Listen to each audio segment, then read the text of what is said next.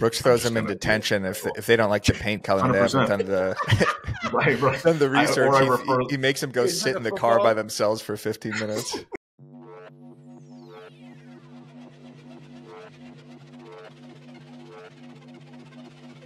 Hello, everybody, and welcome back to The Walkthrough, where we bring on top industry professionals each and every single week to walk you through this week's trending topics in real estate. My name is Dan Oneil, and I am on an absolute heater right now post Tom Ferry Summit, and I am pumped for today's episode. And joining me, as always, the specialist, the marketer, the guru, and now the home shopper, Mr. Eric, the broke agent. Simon. Eric, how you doing, buddy? How's life? Life is good. I picked the perfect time to start shopping for a home. Inventory at record lows. Interest rates at record highs, 22 years highs. It's perfect for me. But I feel good. I mean, we just got back from the TF Summit. I feel like I just got back from Coachella, like I just got whacked by a bat. But I'm good to go. It's going to be a fantastic episode. Look at our guests.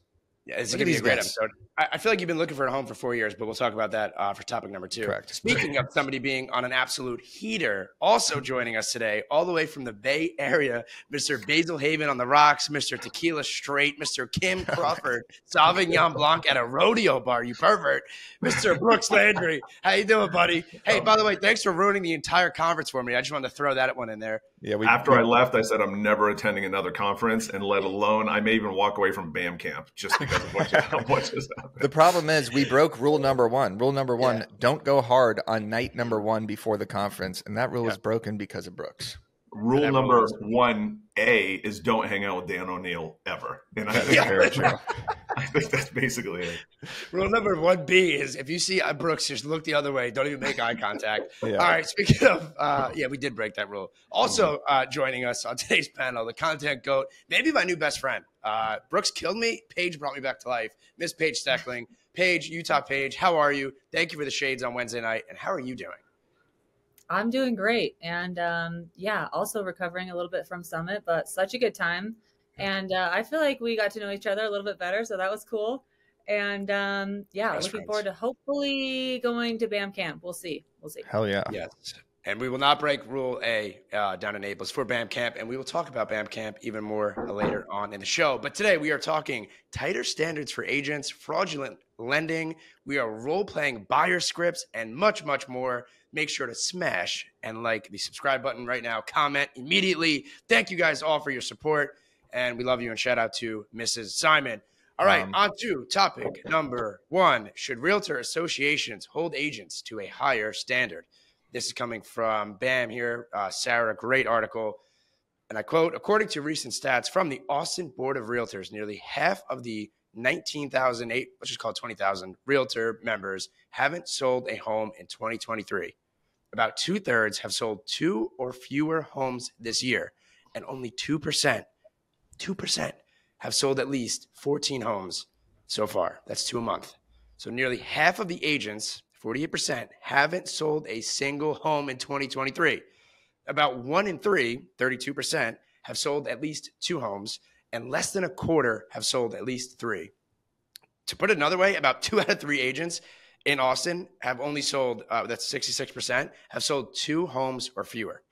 That is just absolutely mind-blowing. For me, it's even crazier because Austin has been one of the top destinations in the last couple of years, with half of California going there, everybody my age, all the tech people. It's an incredible place. Like, if you can't sell there, I'm really not sure where you can. Also, my board is, I believe, one of the top 3 in the nation. I think it's Texas, Miami, and New York, and I think we have 45,000 members. I'd be mortified to see my statistics. TF said at the summit that our industry has 10 times the agents that it needs. So right now, there are 1.5 million agents in our industry. He said there should be about 158,000. He also said, and I wrote this down, that there will be $97 billion in commission this year. That's more than 2019. So it begs the question, should there be tighter standards or requirements in our industry for agents to have and maintain their license?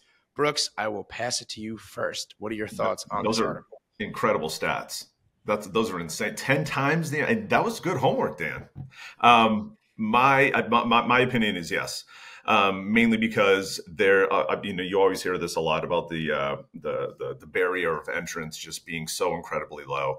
I did a video a couple weeks ago that coincidentally I put it out earlier this morning, and it was this article on through the Miami Herald, and essentially it was going on to say, are the part-time agents affecting the commissions for the full-time agents? Do the full-time agents need to charge more, 5, 6, sometimes 6.5%, 7%, depending on, the markets or the situation, because they're competing against very little crumbs, right? They're going after every potential lead, and they're going after the 1%ers, the 1.5%ers. You should see my inbox of I'll list your property for 1%, I'll list your property for 1.5%. They're the part-time agents that are in, they're out. And when you're in a market like this, the last 3 or 4 years was incredibly easy. You needed to put a sign in the ground and the home is sold. But as this starts to turn, the 60,000 agents that have left the industry over the past couple months, I think it's really starting to kind of show the kind of proof is in the pudding. You need to have some sort of structure in place. You need to have more than let me get a quick buck in place. So yeah, I think that the standard should be a little bit higher. It's low right now. I'm in an escrow right now where I had to save a transaction last night because the buyer's agent couldn't explain to his client that only having one covered parking wasn't a bad thing because there was like 60 other empty spots right around the. It was just like you need to kind of break this down. It was just like, what are we doing here? Like let's explain the obvious. But again, it's the in and outs, it's the quick buck scheme, and let's tighter standards for Brooks. Tighter standards, absolutely. Paige, you are the nicest person on planet Earth. What are your thoughts here? Do you think we need to have tighter standards? Should it be harder for agents to get their license? Should there be like a minimum requirement? Like, hey, if you don't sell 10 homes a year, you're out? Or is it just kind of like, listen, if you're willing to pay for the NAR dues and your association dues, like whatever, just have your license, I guess. I think there's different reasons people get their licenses. Some people just want to do it for their own stuff. Like they just want to buy investment properties or buy and sell their own stuff. Yep. For me, just based off my own experience, I can't tell you how many times I've gone through a deal and then at the end of the deal, I feel like I become friends with everybody and I end up, liking them. And at the end, like the wife or the husband is like, I love this. Like you inspired me. I'm going to get my real estate license. And I'm like, cool. Like it happens so many times. And I think that they see the fun side of it or going out to look at houses. I think if you're getting your license, almost more training should be involved or something. Like you shouldn't get it just for fun to like maybe do a couple deals. I think people need to understand that like 50% of this business, more than 50%, is just getting clients. Like that's the hardest part. Even I've talked to my husband a few times. He's like, maybe I should just start doing real estate with you. I'm just like, if you want to start doing real estate, just go get more buyers and sellers. That's literally what it is. That's like the biggest part of the business is getting deals. And if you can do that, like then you can, figure everything else out in your systems and like offering a high level of service. But I think if you're not willing to like make the calls, door knock, to be scrappy at the beginning and get deals and build your business, then you shouldn't get your license because people just think it's going to be fun. So we had a bunch of people getting their licenses for a while and then they just like don't ever end up doing a deal. And I think a lot of those people that aren't doing deals want to be doing deals. Like when I first went out on my own and I left the team, I was like embarrassed. Like I didn't sell a home for a few months. I'm like, this is so embarrassing. Like I'm supposed to be a real estate agent. Like people are like, oh, what listings do you have right now? I'm like, I don't have one listing. Like this is so embarrassing. But that like motivated me to be scrappy and like call for sale by owners and get deals.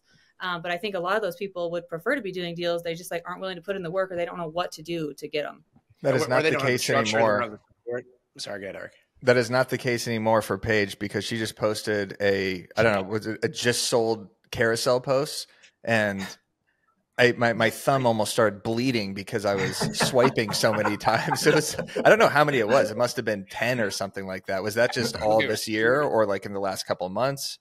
No, that was just recently, but now I've been doing this for 10 years. So now I've built up that business. But at first, like people just think they can get their license and then they're doing what I'm doing now. But this is like a decade of like being scrappy, like doing whatever I need to do to get deals and then like following up with those people, then building a reputation, then showing your level of service. Like it takes a long time to do these like bigger deals that are fun to market and, where it's more enjoyable, I guess. I've had so many people the same way, Paige, you said like, oh, you know what? I'm going to go get my license. And you kind of like, okay, yeah, we'll see you, sure. And then they actually like do, and they come on the team and they join. And for what I'm doing right now is I'm actually kind of capitalizing on the fact that there are so many people and I'm looking at it in the lens of like, I'm trying to help them.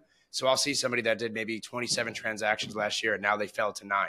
So I'll call them up and say, hey, what's going on? What's the reason for the decline in your business? And I go on to find out how much like lack of support that they have. They don't have any leads. They have nothing. So it's like, well, hey, why don't you join the team and we can help you out and we'll throw a little gasoline on it. So I'm kind of using it as a way to help and also grow the team right in this time and kind of double down. But there are so many people like you guys, Brooks and Paige, people said, that just kind of get their license just to hold it. You know, oh, I always had the passion to do it. But there needs to be, in my opinion, just like it has to be a harder barrier of entry. Like I didn't pay attention to 1 second of my course. I have said it before. I probably didn't really, take my test the entire way. Probably didn't. Well, I don't want to. I don't want that. Maybe probably. Let's just say there was another guy who was Dan Oneil taking the test, possibly something along those lines. But with that said, like it's so easy. It's like it should be a little bit harder. And I think that if people are willing to pay those dues and they're willing to put up the money, like that's on them. That's fine. But we are going to see. I would guarantee this: 50% of our industry will fall off. Those people that are doing the 2 to 3 deals a year, unless they have a side job, unless they're a teacher or a police officer or a husband or a wife, whatever it is, they will not be here because this is going to be the market for the next 2 to 4 years, and you cannot survive if you are selling only real estate and doing 2 to 4 deals a year. I agree with Paige. Go ahead, Brooks. Oh, go ahead, Eric. Go ahead. I agree with Paige that people get their license for different reasons too. Like I have my license right now. I'm not doing transactions. I'm one of these people, but I could still do referrals, right? I'm referring clients to agents that I know at my brokerage or across the country. So still doing referrals. And I don't think there should be a minimum standard of deals because a lot of people go through a 6-month drought, especially now when times are tougher. So if there was a minimum standard of deals that would kick out so many people, maybe it's more continuing education, which is such a pain in the ass. But honestly, I like that there's so many realtors because that's more people consuming content. So strictly from a personal basis, I want 1.5 million realtors because out of those 1.5 million realtors, only 10% of those realtors do business. And then only 10% of those realtors actually consume content, right? So we're already working with such a small base of people that are going to be watching the walkthrough or that are going to be reading these blogs. So if we cut that down to 158,000 people, then there's going to be like 5,000 people watching this. We may as well not even have a media company. And then also for content, for the broke agent, that turnover and all those new agents, they're seeing all these memes, they're seeing all this content for the first time. So I'd say lower the standard even more. Let's make it where you can literally just sign your name. And then I want 10 million agents. That way we have a bigger audience. So keep the standard where it is or lower it. Yeah, and the standard, like to your point, Eric, it does make sense. Like you're sending out referrals, so you want to have your license. But if you are in this area like Austin, where again, it has 100% appreciation over the last few years, it is literally one of the top destinations aside from maybe Myrtle Beach, what you guys just posted. If you are actively, it's for the people that are like trying to make this their career. Something isn't right if they're doing this and they're only doing 2 to 5 deals. 2 out of 3 agents in the market are doing less than 3 deals. That's insane. 2 out of 3, 66%. I think a big part of that is the brokers using their brokerage as a profit center and essentially hiring anybody who gets their license for the most part. I mean, you hear this, I hear this all the time. I don't know if you guys can attest to this, but how many times have you had a friend say, God, I feel like my broker's hiring everybody and anybody. It's kind of hurting the brand. But a lot of that has to do with the upfront fees. That has to do with the 10x E&O insurance that you charge everybody on a yearly basis. I mean, it's a profit center. So if there's going to be a standard, I feel like the standard should trickle down from our great NAR and then go to these brokerages, right? Yes. NAR, whose president just resigned after accusations of sexual harassment, discrimination, and intimidation. Also, this does play in the hands of NAR too, because if there's 1.5 million realtors, I just did the calculations. Say it's $150 for your average dues. That's $225 million they're getting on a yearly basis from these people. So if there were standards like TF once or the Byron once where there's only 158,000, that's going to drop that number significantly. So NAR likes this. If Byron was the president of NAR, there would be 3 agents per market. Like there'd be only like a total of 72 agents total. I mean, maybe with the BAM, they'd be all standing at attention and in full blown uniform. With a cigar for 100%. Yeah, with cigars, exactly. So Brooks says higher standards. Paige says higher standards, not necessarily a minimum amount of sales. Yeah, I think maybe just more training. Like I trained at Keller Williams, and their initial training program was awesome. I think everyone should almost start there because their program's so amazing. So something like that, because I just think people don't realize that like literally most of this business is figuring out how to get clients and being scrappy, and you don't just like join the business and then all of a sudden you have all these deals. So maybe just initial training. Great call. Yep. Mm-hmm. And I mean, at the last point, I guess it also gives us kind of a bad rap. So the agents that don't know what they're doing, that don't do any business, right? We already have this bad stigma around us. Doesn't help that the president of NAR just, like you said, accusations, but it doesn't help our industry. So the people that are out there that are representing us as agents and they're not doing the right thing, it just makes us look even worse. All right, on to topic number 2. Make sure to like and sub. Let us know what you think. Should there be minimum requirements for agents? Should there be more training? Should it be harder or more difficult to get your license? Right now, you just need a Heartbeat and Real Estate U on Groupon. It's like $70 and your license. And continuing education once every 4 years that you could have someone else do for you, basically. But who even does that? You go to Brooklyn, you go to Cousin Vlad. He's on the 3rd story of a CVS. You knock on his door, you sign a piece of paper, and how you doing? And you get to, cut that immediately. All right. Make sure to like and subscribe here. I don't want to blow up Cousin Vlad's spot there up in Brooklyn. Do you really have a Cousin Vlad living at the 3rd story of a CVS? Just working in the toiletry aisle, doing continuing education? It's a closet, yeah. The closet, yeah. That's a good business, by the way. Hey, we're going to start this. We're going to start a illegal continuing education business here at BAM, where basically you want to do your continuing ed, you send me the referrals. I got some people, Taiwanese click farms, people in the Philippines. I got people all over the place to do these for you. So like triple your subscription amount because I'd pay for that. That sounds I'd pay for it 100%. I barely did my continuing ed last time. I did it, at the final, the stroke of midnight, they would say. Right, yeah, me too. I think I had a stroke while I was doing it at midnight. All right, let's move on to topic number 2. We are talking buyer consultations or something, right? Yes, buyer. Topic number 2. There's no article, but Haley, can you put this screenshot up? This is, as a moderator of the show, I found this to be incredibly funny, but also very relevant because I was texting with Eric and I was trying to get his attention. Right, it was very important. I deleted what I was sending to him. This is loading here. So if you're listening and not watching, unfortunately, you can't see it. But Eric literally sends me a screenshot or a message back and says, like, hey, I'm on the phone with my realtor right now. So I'm like, is that a joke? Like, are you kidding? But he was actually dead serious. Like, look, I'm on the phone with my realtor, literally. I just start dying laughing. So with it being such a difficult time for buyers right now, there's record low inventory. Rates are at a 22-year high, whatever it may be. We thought it would be funny, but also very educational too, to go over our buyer consultations or role play or even some objections as Eric now is a buyer and maybe what he's seeing in the market. So Eric, why don't you tee some questions up to us here? Let's do some role playing and maybe let's see what's the best buyer consultation or the best objections or the best way to handle yours, and then pick a realtor that you would use. Yeah. First, I got a question for Paige or Brooks. When you guys are doing buyer consultations, do you normally do them in person, over the phone, or what do your buyer consultations look like? Like the first time you're talking to a buyer. Okay. Paige, we'll go to you first. Okay. I always do buyer consultations in person, and it's more for me. Like if they're not willing to sit down and meet with you for 30 minutes just to go over how you do business, like build some rapport, go over how the process works, then they could be out like working with a million other agents. Like I won't go out and show homes to somebody unless they'll come in, take 30 minutes to meet with me. Obviously, if they're moving out of state, then we'll do it over Zoom.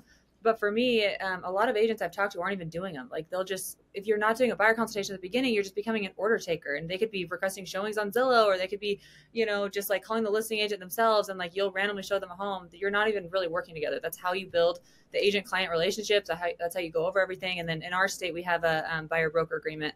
So if like they feel good about everything and they want to move forward, then they'll sign that at the buyer consultation before we get out and start looking at homes. So do you normally have them sign a buyer-broker agreement? Yeah. And I'm super casual about it. Like I say, I'm not a zero pressure person. Like I want to make sure this is a mutual thing. But if we're not just an agent who's like, you can send us a home and we'll go show it to you. Like we're actually going to be actively looking on the MLS every day. We're going to be doing work for you. So it just like protects us that you're not out there working with multiple agents when we're like spending our time, out there in the field, like spending our time working for you, trying to find you the best house. Yeah, that makes complete sense. Brooks, what about you? Do you have them sign a buyer broker agreement? I know it's kind of, I've posed this question before in the broke agent. It's usually like 50-50 where a lot of people say it feels like intrusive to do it, but I totally agree with Paige. If you don't have them actively sign something, then they're more likely to be working with other people. They're not showing their commitment to you. So what do you do? So I don't. I've actually I've done it once when I first got into the industry, and mainly because I wanted it, just like Paige said, I do mine in person. It's always face to face. Obviously, get the phone call, kind of learn a little bit about what they want to do, what their goals are, meet them in person. But I try to send homework to them. Right, we go over their buyer wants. Right, I want 3 bedrooms, 2 baths, 2,000 feet, blah blah blah, with a pool, and I'll send a list of homes that sold recently, and just say basically, I need you to do your homework on these. Like basically, give them as much homework as possible. I love this kitchen. I love this layout. I feel like if I hit them with enough homework before the consultation. Jesus, how much? What are you, a professor? No, what do you give them math problems too? Here's your pre-calculus exam. Right. The last thing I want to do is be showing homes for 6 months to a year. And it sucks because it just eats up so much time, as you guys know. But I send them a list of properties that recently sold. I have them tell me what they love, what they don't like. And then we meet person. Do you title the emails? Do you title the emails homework and then the next email is more homework and then more homework? No, I do. You're going to go work with Paige immediately right after that. The subject line is homework, and I send it out to them. And when we get that back, because the big thing is like Sharpie, and he's just putting like A+ on it and sending it back to them. Exactly. You rate it. I mean, how many times when I didn't do that and I'd start working with buyers, I'd walk into places and they'd say, I don't like this home. They painted the walls yellow. And it's like, we can repaint this. Like, let's go through the process of exactly what you're looking for. Because when I first started off, I had this one client that I was working with for years because I never pre-qualified them. So kind of going back to the buyer consultation, I feel like, or I should say the buyer broker agreement, if they've shown me that they're doing their homework and they're vested in my time and they care about my time, I don't have them sign that. It's Brooks throws them in detention if they don't like the paint color and they haven't done the right. done the research. He makes them go sit in the car by themselves for 15 minutes. They immediately, when we go into the open house, they have to go straight to the corner for like 10 minutes. Yeah, go stand in the corner and put on a name tag. Hold an agent detail report to your face.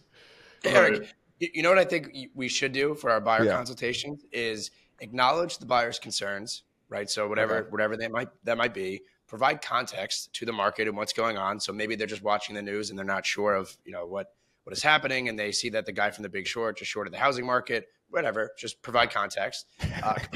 Compare historical rates. So, right, hey, this is, I understand your concerns, but this is where the rates have been for the last 40 years. Explore their options or explain them. Talk about their financial preparedness. Discuss long-term goals. Provide resources and stay patient and supportive. No, that's Don't put nice. them in the corner and give them time out and spray them with water like they're a bad cat or a bad dog like Brooks would. Stay supportive and patient. Throw balled up pieces of toilet paper at them, right? Exactly. What do you say? That? I was going to say, I also think just managing their expectations up front, like really getting to know what they want. And I usually say, hey, if we're doing our job right, we shouldn't be out looking at 1 million homes. That's a waste of your time and it's a waste of our time. Like now on Zillow, you can basically walk through the entire home, or on the MLS, you can see what the home looks like. And so I say, we don't want to get out and see more than like 5 homes at a time. They usually all start to blend together. And if we're doing our job right, we should, get out, see like 5 homes. They should be like the top choices on the market. And then once we find the right home, we're like ready to make a move. So. Yeah.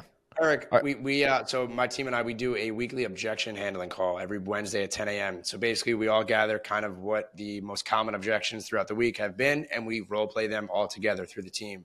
So yesterday, the most common one that we are seeing right now are people that want to move. They see something, they find a home that they love, but their house isn't on the market yet. So they say, hey, we found this house, we love it, but they're never going to get it because now we have to list and sell their house.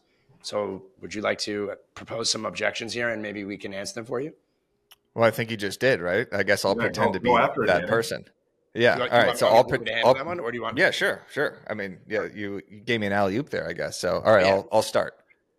So this is the buyer consultation. Yes. So Dan, I really want to get out of this place, but I'm locked into like a 3% rate. I bought it in 2020. It's incredible. And I really want to buy. I got to upgrade. I have a 400-pound golden doodle and a wife, and we're looking to start a family. I got to upgrade here. So what do I do? Like, do I put my house on the market first? Like, what's the plan? Is it insane to even buy right now? Rates are at 7%. They were just at 3%, and there's nothing on the market. So what the hell should I do? Well, first of all, I totally hear what you're saying, and I totally understand you're in a 3% interest rate, and rates are very high In fact, yesterday, a quick little tidbit, rates actually dropped down to 7%. They were almost as high as 8%. So in just one day, you can kind of see you would save some significant money. It also sounds like you need a life change, right? You're in an apartment here with a 400-pound, a 900-pound golden doodle. So this seems very necessary. He's getting bigger by the second. Yeah, he's getting bigger by the minute. This seems very necessary, right? And your plan is to stay there for what, maybe 10, 15, 20 years? Am I correct in saying that? 5, 6 years. I don't know. 10, 15, 20. Years. That seems insane. Perfect. Yeah. You love this home, right? But unfortunately, yeah, it's incredible. Until you list yours, right? Until you put your home on the market right now, you have a contingency. There are going to be 10 other buyers that are going to be going after this home that will not have that contingency, and the sellers just simply won't accept it. So what I can do is I'm going to show you, like if we miss out on this home, I'm going to show you the last 6 months worth of inventory that another home like this exists. So if you do miss out on this one, it's no big deal. We'll find you another one.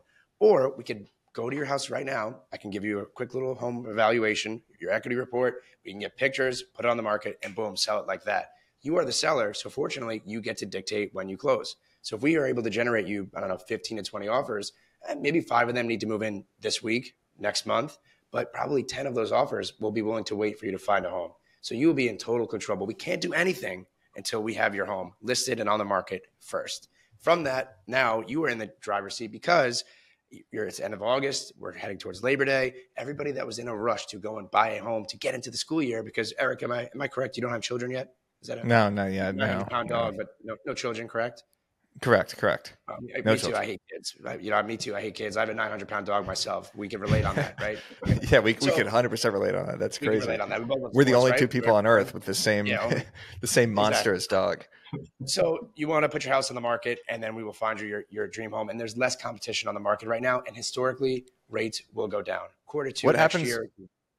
What happens during the school year? Are traditionally more people putting their house on the market, or like what's the buyer pool like during the school year?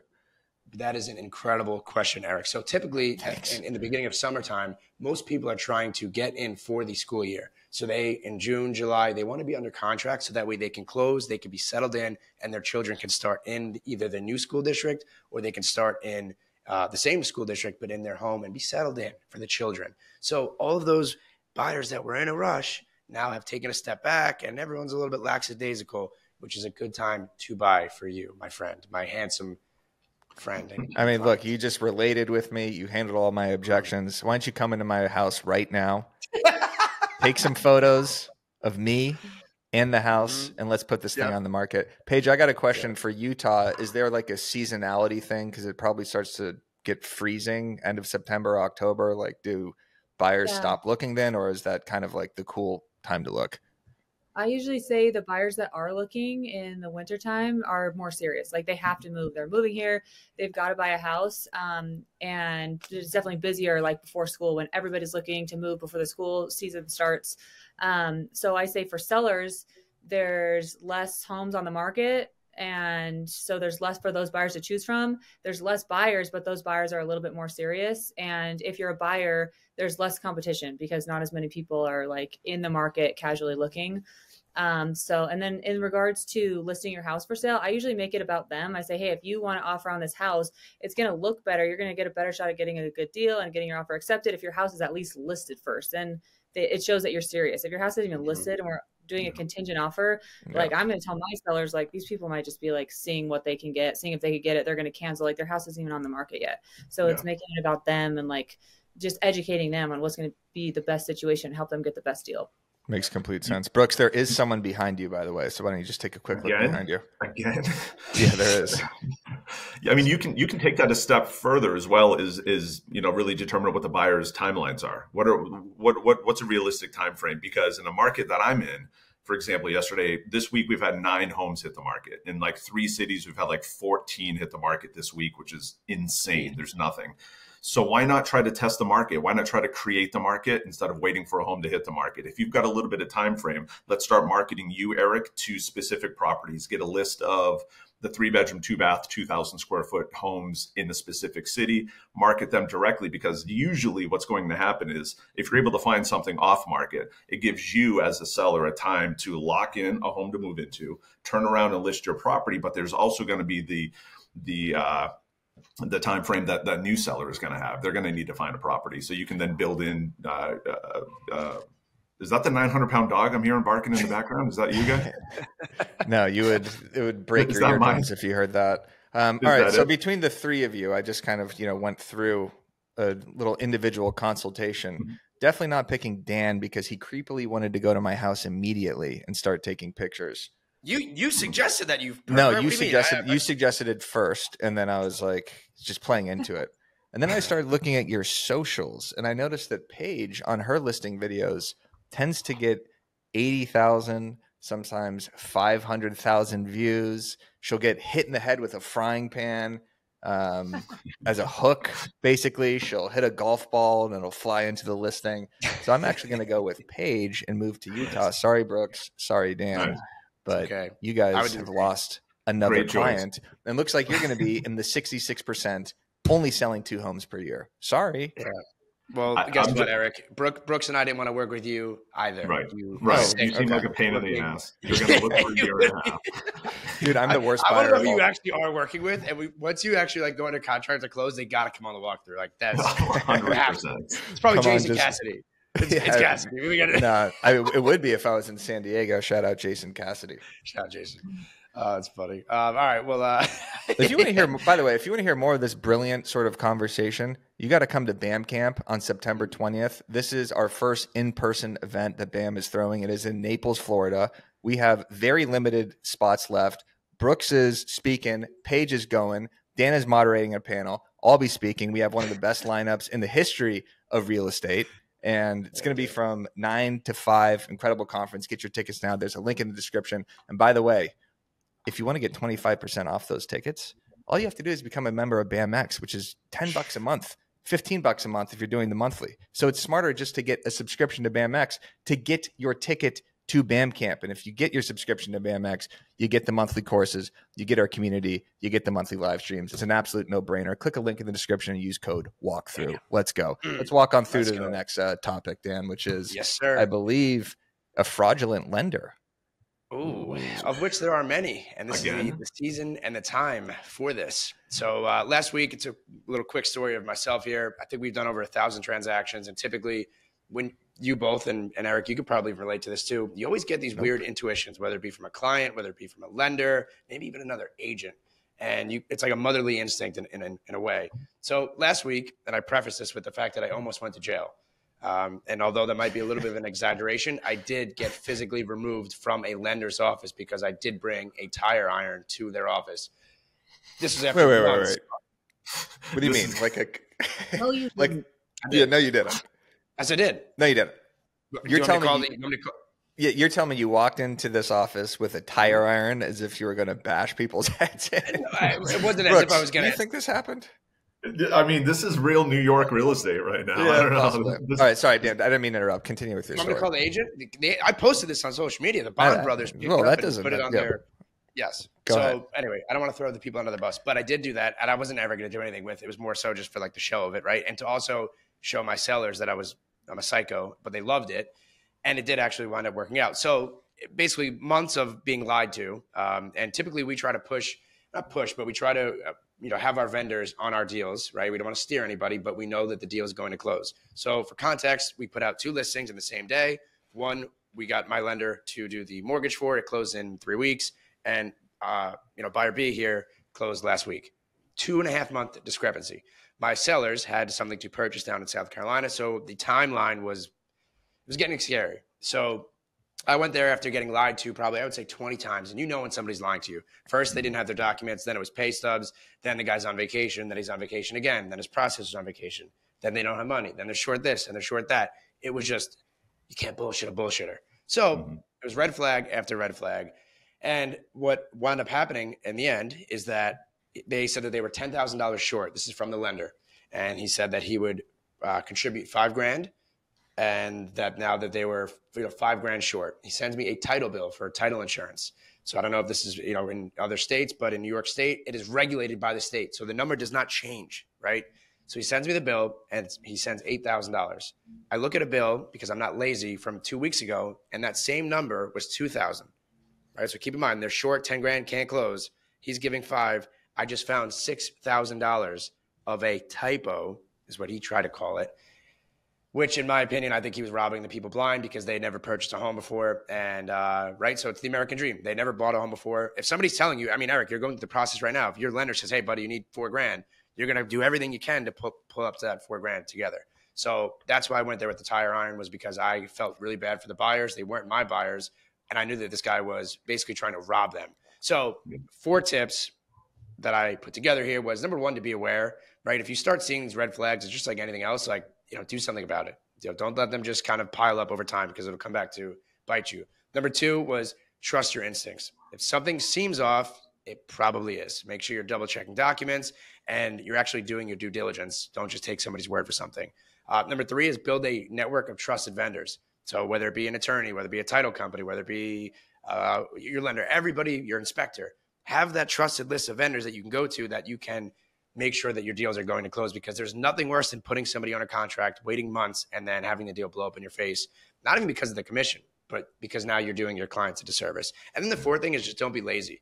If I just listened to this lender and all the bullshit, and I took that title bill for what it was, and I saw that $8,000, and I called my sellers up, deal's dead. Sorry, guys.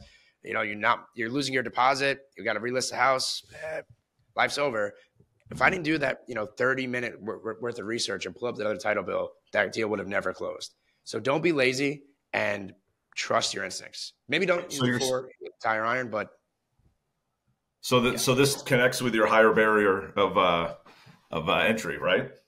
True. And so in my opinion, what I think is going on, and this is why I said in the title of this article, is to beware of fraudulent lending. What I think is happening is a lot of lenders were living off of their refinance, the refinance boom, right?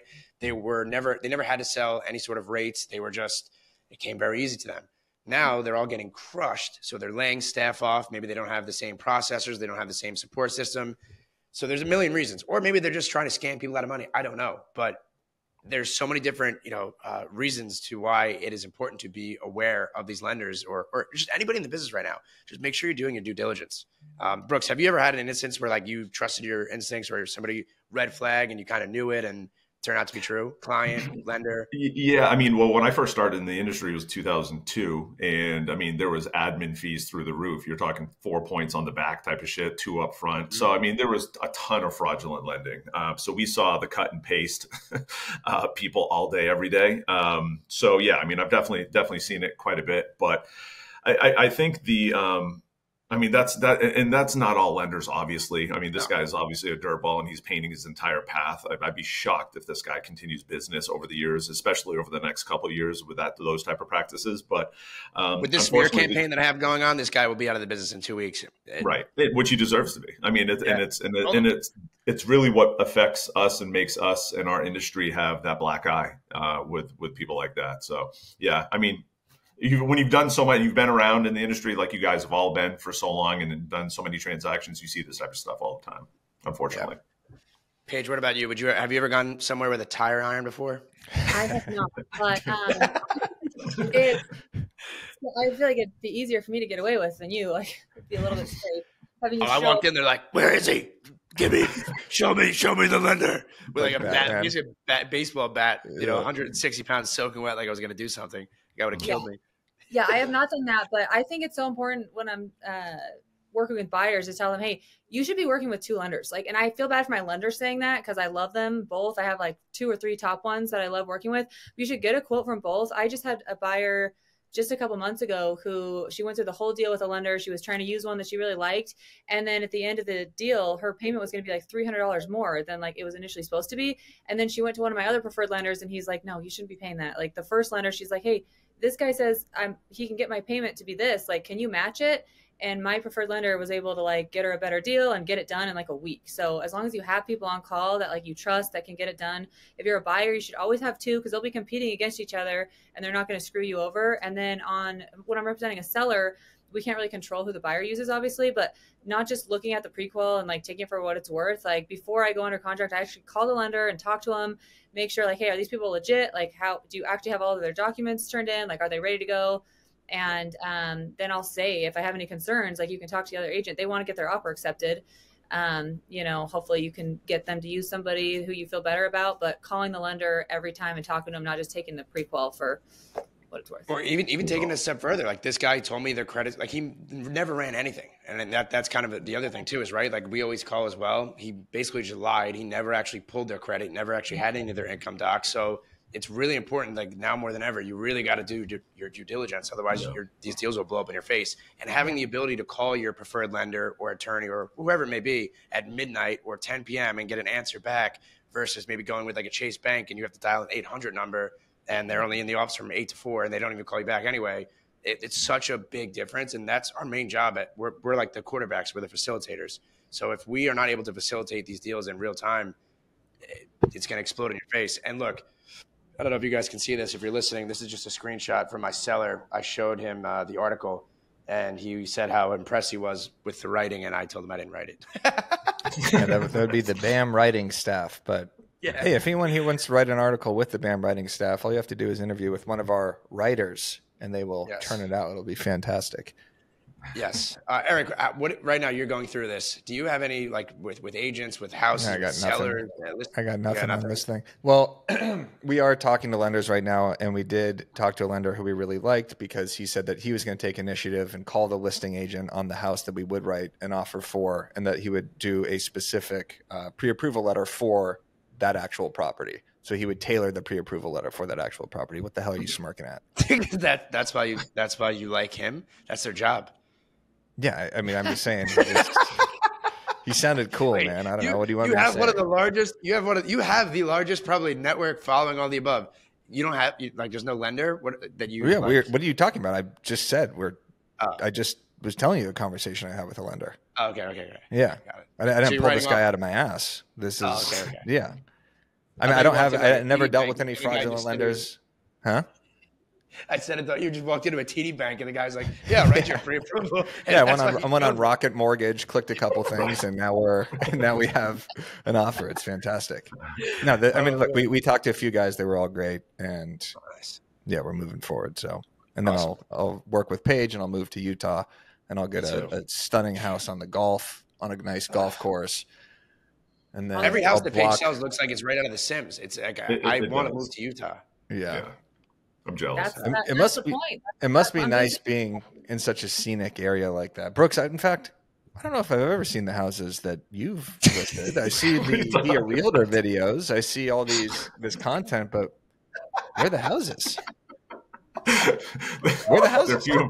I've been telling you, man, they're few and far between this year. What are we talking about? Few and far. I've never seen one either. Now that I'm thinking about it. I don't honestly. I'm in insurance. I don't even sell it. Dude, do you just go to these conferences? Like, you're not even a realtor. Like, I'm not. I've never been. I had to take this hat to make it seem like I'm within the industry at some point. Perfect. Wait, that is so funny. Brooks does a ton of business. Great content creator. We love Brooks. I've Brooks really never seen it. No, I'm kidding. Well, some people don't post their listings. Like, Leonetti has been posting his listings. He also posts them in his highlight. Leonetti had a great Tony Hawk video the other day. But speaking of great videos, we got the marketers of the week.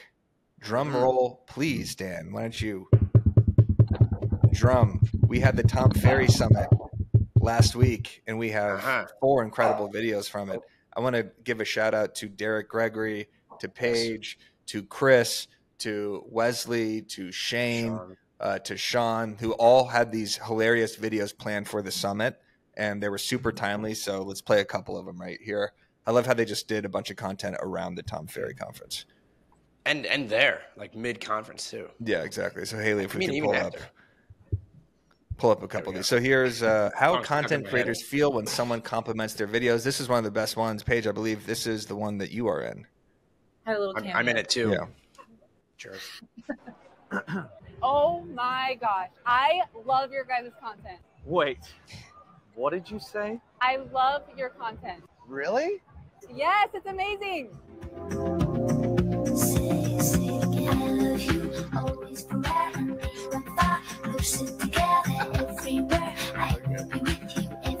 Oh, there you are.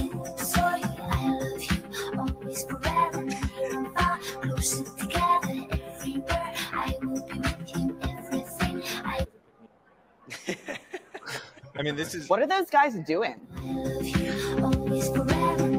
the escalator part is just, it makes me laugh every single time. Did they hit you up before that to say, will you be in this video, or was it just kind of impromptu at the conference? No, I just came up and said what's up to Shane, and then I actually did tell, because Derrick is hilarious. He's so funny. Like his stories are like, even just his flight story on the way home where he's like making friends with everybody, Judy or whatever. He's hilarious. So I actually said that to him, and he's like, they're like, do you want to make a video about it? Like, let's do it. I was like, yeah. It's genius too, because he got to collab with all of you guys too. So it was you, Shane, because now you could collab with, I think, up to 3 or 4 other accounts. I put it on my page, and I'm not even, I have like a 3-second, I have a cameo in it. I put it on my page because it was just so funny. I didn't put it on my page. I feel bad, but I did share it, and I like posted them on my story that they're awesome, and everyone should follow them. But it didn't go with my aesthetic. Right, yeah, exactly. Right. Maybe I should delete it. Yeah, delete it. Uncollab right now, just like I did to Kyle Toomey a few weeks ago, and it almost destroyed my career. Shout out, Kyle. Let's play one more Derrick Gregory video here from the conference. That whole clique just did an amazing job this whole week. They did. They all planned a bunch of this before. All right, so. Oh, this is hilarious. They didn't break rule number 1, Brooks. What up, boys?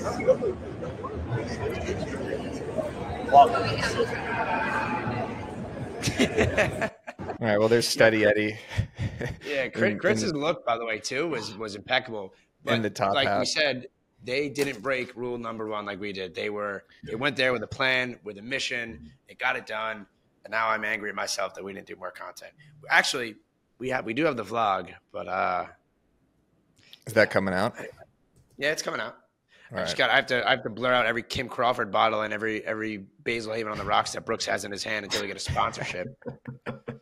Anyway, shout out that crew for doing nonstop content around the TF Summit. Shout out Paige. Shout out Brooks. Everyone, come to BAMcamp September 20th. Get your tickets. Link in the description. But first, join BAMx so you can get that 25% off. This is going to be the real estate event of the year. We will see you at the end of summer. BAMcamp. How did you guys even get this lineup? It's like insane. literally It's Coachella. insane.